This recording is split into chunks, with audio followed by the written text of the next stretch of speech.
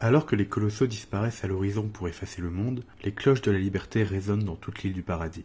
Le grand terrassement porte bien son nom. Eren Yeager s'apprête à faire table rase de ce monde cruel pour en créer un nouveau de liberté. L'apocalypse qui déferle sur le monde lui a ôté tout son sens. Sa volonté est telle qu'elle écrase tout, réduisant ses anciens compagnons à l'impuissance. Comment adhérer à l'Holocauste? Que faire? Ce chapitre 126 est la réponse au chapitre précédent. Les héros sont sous le choc. Plus rien n'a de sens. Leur amitié, leur combat, leurs valeurs. Eren a tout balayé, a brisé le voile d'illusion par le torrent de destruction qu'il a déchaîné. Que faire? Isayama a balayé en quelques chapitres toutes les réponses possibles. Mikasa erre résigné, paralysé, incapable de prendre une décision. Jean, lui, est prêt à se laisser tenter par cette main tendue par Floch. Cette main, c'est celle de la facilité, la voie du totalitarisme. Connie, quant à lui, s'apprête à renoncer aux valeurs morales communes pour sauver la mère qu'il avait juré de protéger, laissant éclater son mal-être si longtemps contenu.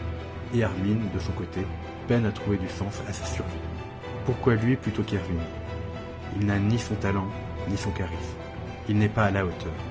Il aurait dû mourir ce jour-là, à Shiganshina. La résignation et le désespoir s'est emparé d'eux. Pendant ce temps, l'histoire se rejoue une nouvelle fois.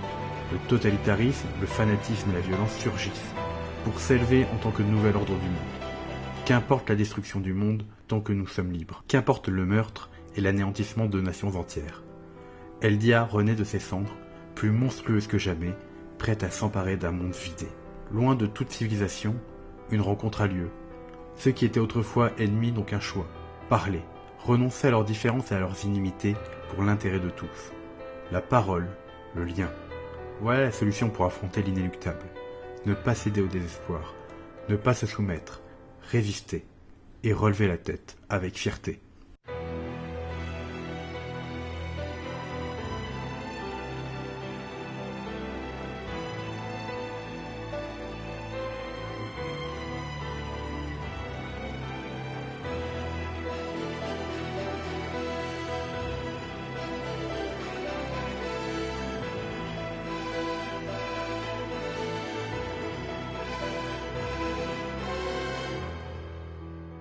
Il serait inutile de faire ici un résumé de ce chapitre 126, tant ce qui se joue est plus qu'explicite. Ce qui va m'intéresser ici, c'est cette opposition que construit Isayama entre les pro-Jaeger, menés par Floch, et les recrues du 104e. Si les 3 derniers chapitres suintaient le désespoir et la noirceur, le chapitre fait enfin naître une véritable lueur d'espoir. Si dans le chapitre 124 il s'agissait de briser la boucle de manière symbolique, le chapitre de ce mois-ci apparaît comme une continuité directe. Le chapitre s'ouvre pourtant sur une scène absolument déchirante. Hansi n'a pas d'autre choix que d'abattre ses poursuivants, autrefois ses subordonnés. Un geste commandé par la nécessité, mais qui lui arrache des larmes.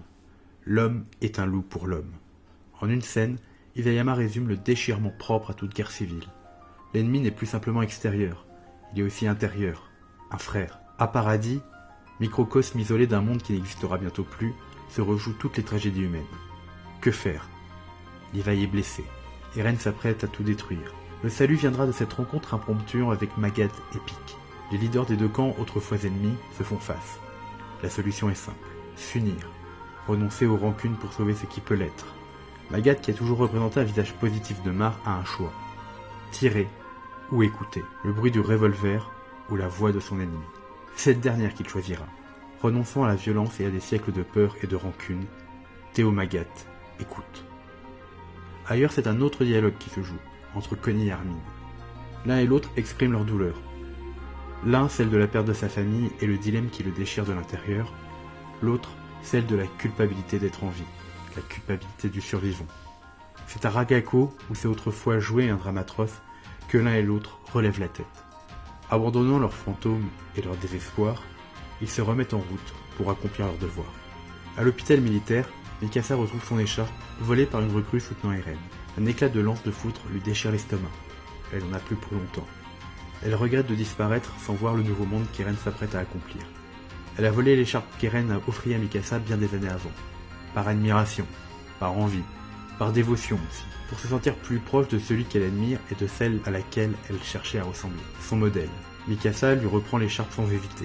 Elle vient de voir le reflet fanatique d'elle-même, ce qu'elle pourrait être. renvoyant à cette obéissance gravée dans son code génétique.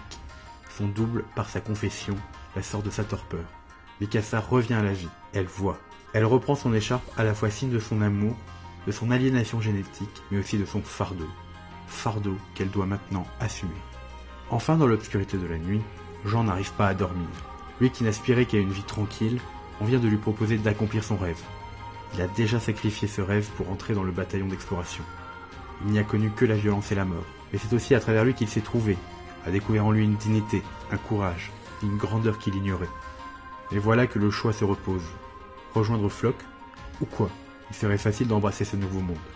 Un monde de paix débarrassé de tout ennemi. Un poste haut placé lui assurant une vie paisible et aisée. La sécurité et la tranquillité. Voilà le choix de la facilité. Il n'a qu'à tendre la main. Le choix de Jean est simple. Encore une fois, il incarne l'homme ordinaire, représentant de chacun d'entre nous. Le choix que beaucoup ont dû faire au cours de l'histoire et que beaucoup font encore.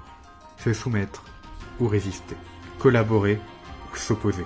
La sécurité d'une vie paisible ou le danger au nom de ce qu'il croit juste.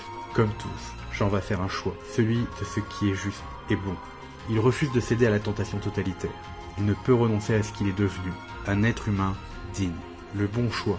Voilà ce que chacun fera dans ce chapitre. À l'image de leur cadette Gabi, chacun doit affronter ses propres démons et les dépasser. À ce groupe hétéroclite s'ajoute Annie, que Connie et Hermine retrouvent grâce à la magie du hasard scénaristique. Comme Magat et Hansi, les ennemis d'autrefois doivent collaborer. Annie abandonne Hitch, non sans un dernier adieu. Peut-être va-t-elle mourir, mais elle a une promesse à tenir. Promesse qu'elle ne pourra tenir sans mettre sa vie en danger. Finissant par la parole et l'entente, les ennemis d'autrefois collaborent. Il ne manque plus que Reiner, le traître, Reiner le grand frère. Chacun met ses rancunes de côté. Il y a un monde à sauver. Il est intéressant de voir l'opposition que continue de construire Isayama dans ce chapitre. D'un côté, nous voyons les Eldiens se rallier massivement à Floch, et au nouveau pouvoir en place.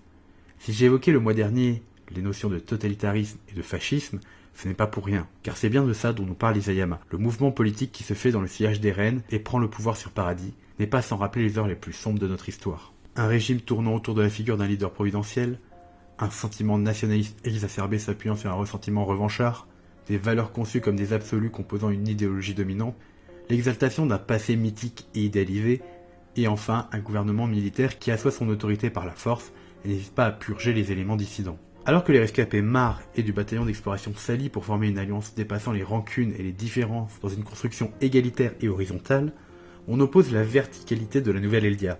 Cette verticalité, propre à tout régime totalitaire, ne s'incarne pas mieux que dans le monstre qu'est devenu Eren.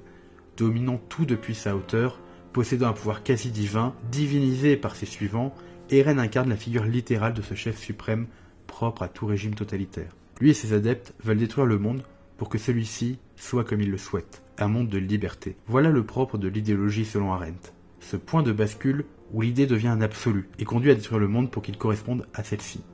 Le totalitarisme, toujours selon Arendt, se caractérise par sa volonté de domination, à la fois intérieure mais aussi extérieure.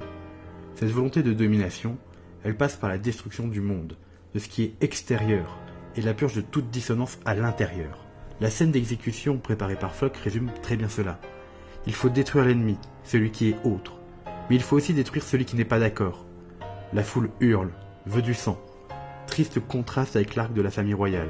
Alors qu'on y voyait le peuple de Shiganshina se révolter contre le pouvoir en place et la dictature du pouvoir royal, ici la foule hurle maintenant de manière fanatique. C'est la voix d'Orion Copon qui s'élève. Lui aussi ne peut pas céder. Il met les Eldiens face à la vérité de leurs contradictions. Le Léviathan est en marche et prêt à tout broyer. Mais dans cette obscurité réside un espoir. Le mal, comme je l'avais déjà dit, est pour Isayama dans les systèmes oppressifs, la soumission aveugle à des valeurs ou un passé. L'espoir ne peut être que dans les individus capables de passer outre les systèmes et les passions pour tisser un lien de solidarité avec les autres. La fierté du titre, ici, c'est celle que l'on trouve dans cette dignité en tant qu'être humain libre, et seuls eux représentent le salut du monde. Merci à tous pour votre écoute. Comme d'habitude, c'était une petite analyse du chapitre 126. Donc le but, comme d'habitude, c'est pas simplement de faire un résumé, mais d'essayer d'aller en profondeur dans ce qui est dit. Donc je vous invite à me suivre sur les réseaux sociaux, Twitter, la page Facebook. Vous pouvez aussi nous rejoindre sur le Discord du professeur Najax qui est en description. Je vous dis à la prochaine. Philosophiquement, bien à vous.